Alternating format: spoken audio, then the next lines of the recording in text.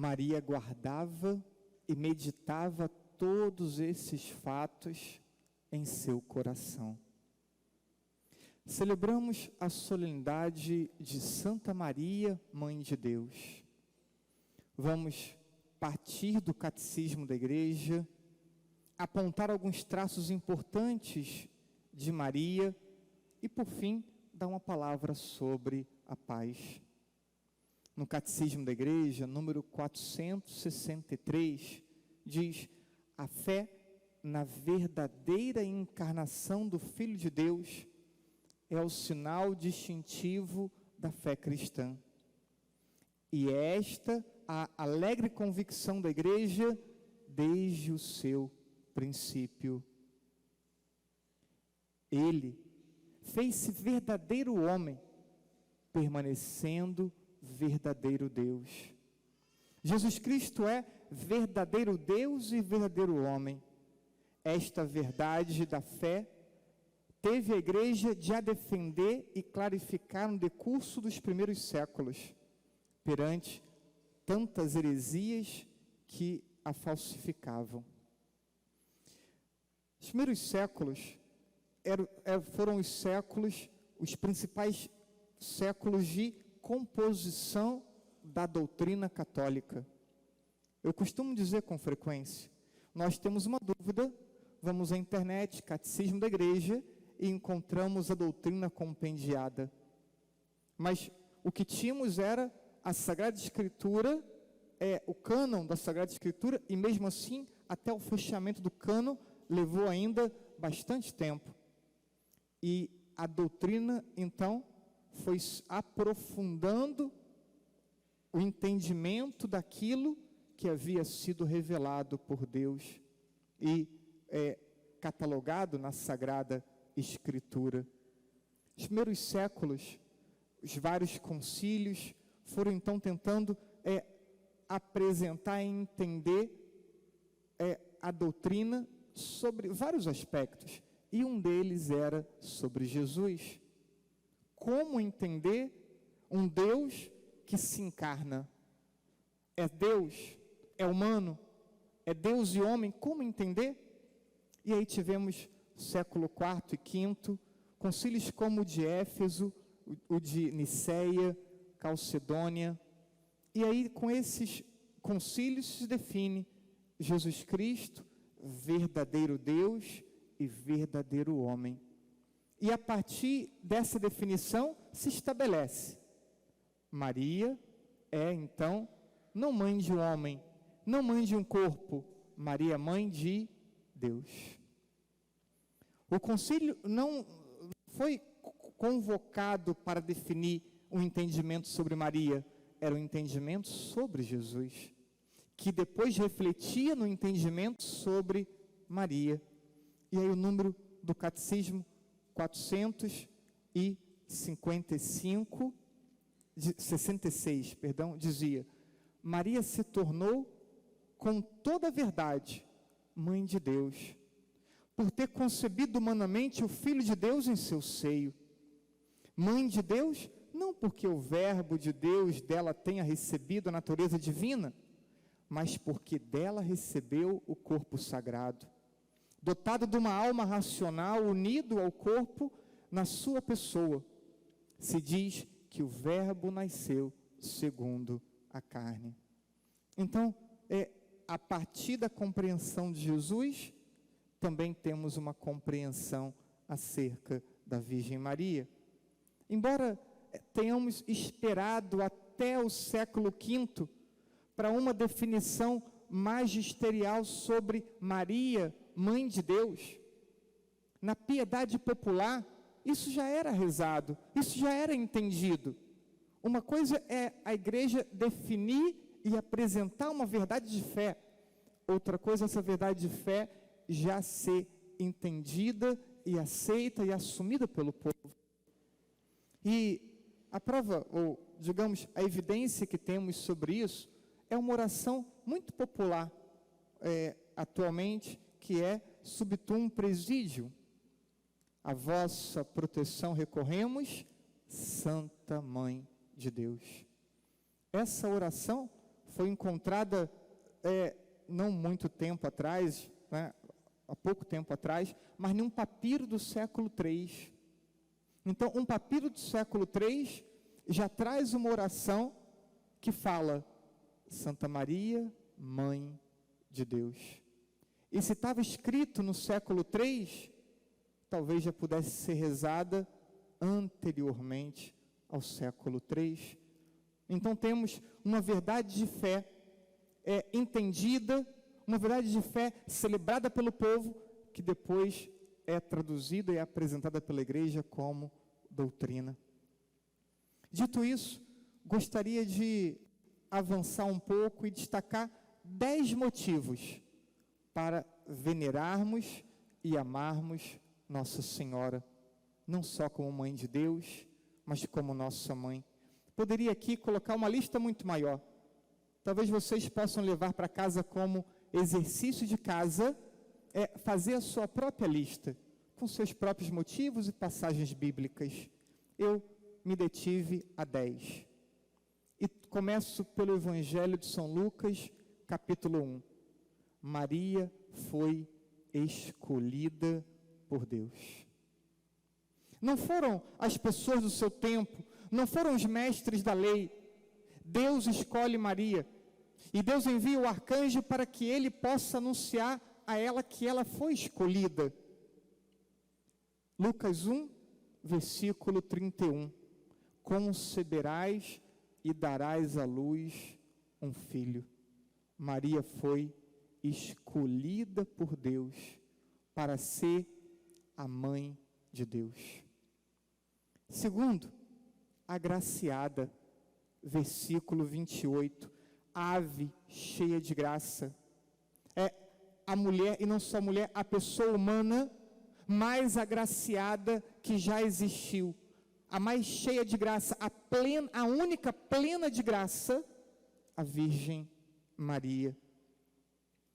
E essa plena de graça, ela é humilde. Versículo 38. Eis aqui a escrava do Senhor. Quando a gente assume uma função, né? Eu sou isso, eu sou aquilo. Maria recebe o anúncio da encarnação do Messias esperado no seu seio, no seu ventre. E qual a atitude de Maria? Maria, ela se reconhece uma serva, ela reconhece a sua pequenez. E é isso que ela diz. Depois Maria, obediente, no mesmo versículo 38. Faça-se em mim segundo a tua vontade. Maria que não vive para a sua vontade, mas vive para a vontade de Deus.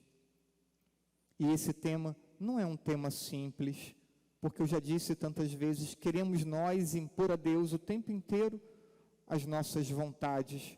E Maria é aquela que faz da sua vida um permanente sim a Deus. Deus quase que não precisa comunicar a Maria, porque ela já se dispõe. Ela antecipa-se ao querer de Deus por uma disposição permanente. 5, Maria é a servidora. Não só humilde, mas servidora. Tão logo o anjo anuncia que sua prima também estava grávida, Maria se coloca imediatamente a caminho da casa de Isabel. E não vai um dia visitá-la, não vai um dia, talvez, arrumar a sua casa. Passa ali 3 meses, ajudando e servindo a sua prima no final da gestação, já que era uma mulher já idosa. Versículo 39. Maria era uma mulher cívica, comprometida também com as orientações dos governantes. Lucas capítulo 2, versículos de 1 a 6, Maria e José vão ao recenseamento, que era uma determinação daquele momento, e ela então, não obstante poucos dias para dar à luz, empreende uma viagem para cumprir a lei, né, para cumprir a orientação do governante. 7, Maria, uma mulher orante. Atos dos Apóstolos, capítulo 1, versículo 14. Em Pentecostes, aguardando a vinda do Espírito Santo, Maria encontra-se no cenáculo, reunido com os apóstolos. Há textos espirituais que falam que Maria como que presidia os apóstolos na oração. Maria como aquela que unia os apóstolos. Escutamos, juntamente com os apóstolos em Pentecostes. 8, Maria intercessora. João capítulo 2, versículo 3. É o texto das bodas de Caná, motivando a realização do milagre, do primeiro milagre de Jesus. Ela percebe a realidade, ela percebe ali a ausência do vinho, que naquele contexto cultural, naquela festa, era tão importante, e ela apresenta a Jesus essa necessidade. Ela que vai a Jesus por uma festa, o que não faz na nossa vida como mãe, por tantas necessidades que passamos, que experimentamos. Maria é uma mulher, embora jovem, é uma mulher forte. João capítulo 19, versículo 25.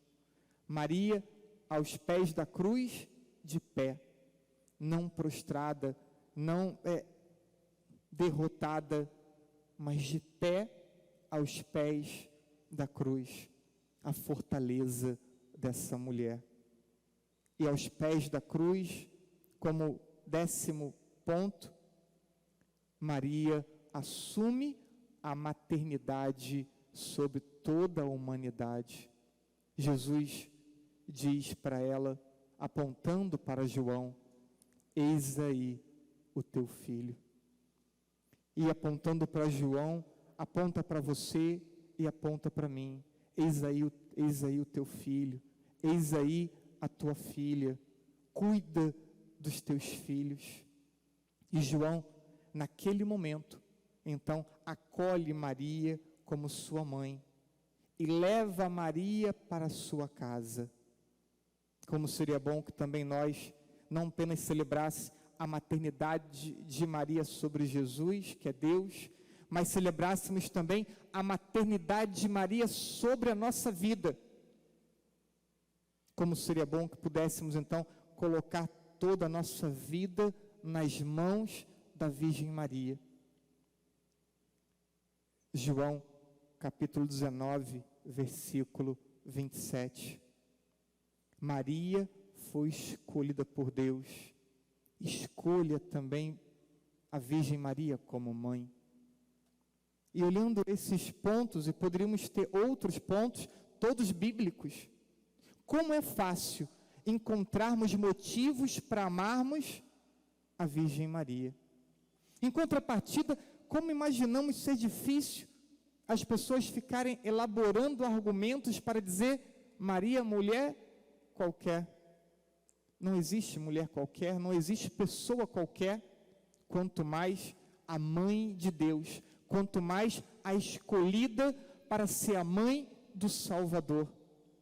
Como é fácil encontrar argumentos para chamá-la de mãe.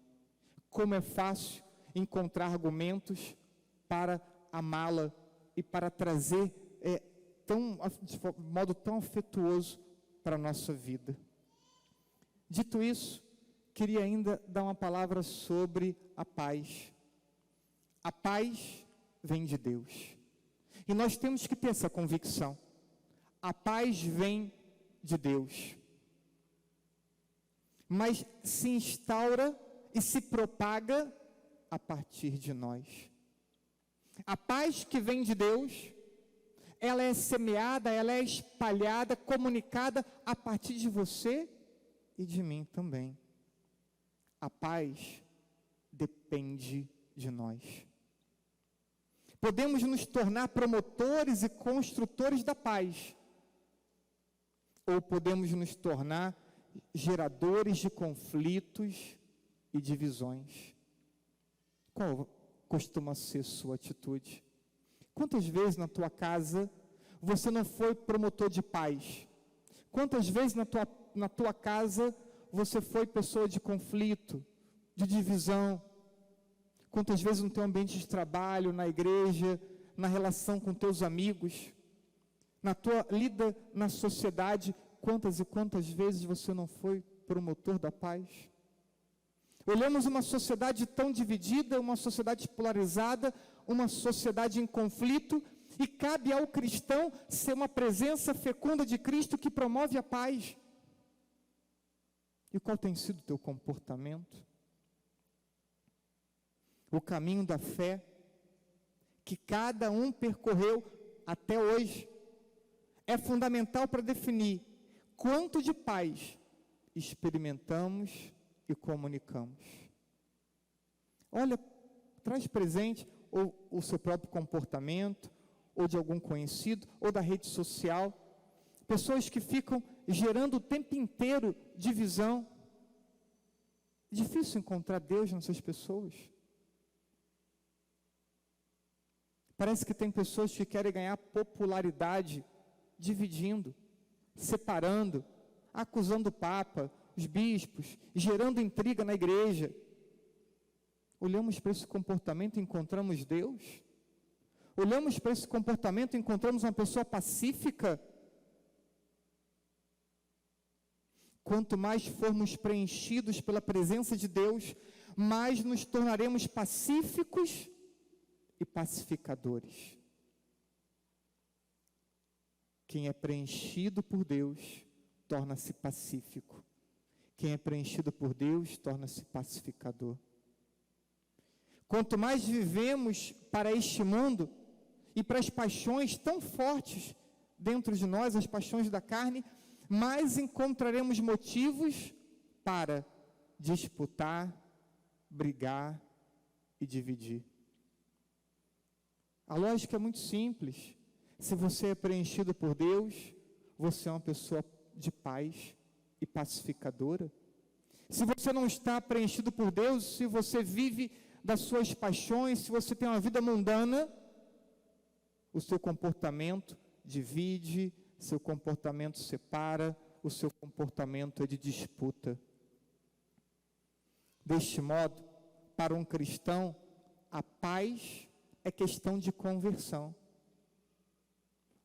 O teu comportamento vai apresentar paz ou conflito. E o teu comportamento vai apontar o quanto de conversão você já alcançou. Os frutos mostram a árvore. O comportamento mostra a pessoa. Quem a pessoa é. Quanto mais, então, um cristão se aproxima de Deus, quanto mais um cristão se converte, mais comunica a paz. Peçamos a Deus a graça da conversão para nos tornarmos pacíficos. Peçamos a Deus a fortaleza para lutarmos e vencermos a forte inclinação de pecado existente dentro de nós para nos tornarmos pacificadores. Uma pessoa pacífica promove a paz. Que a Virgem Maria, Mãe de Deus e nossa Mãe, nos acompanhe e dirija nossos passos e nossas escolhas no decorrer de cada dia desse ano novo. Assim seja. Amém.